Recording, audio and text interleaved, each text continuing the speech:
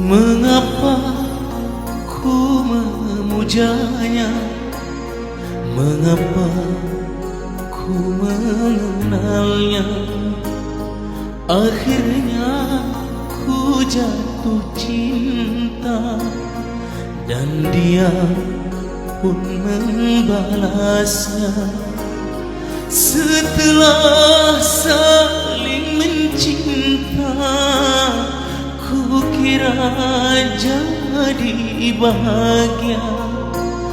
Ternyata indahnya cinta berubah jadi derita. Apakah aku bersalah apabila mencintai?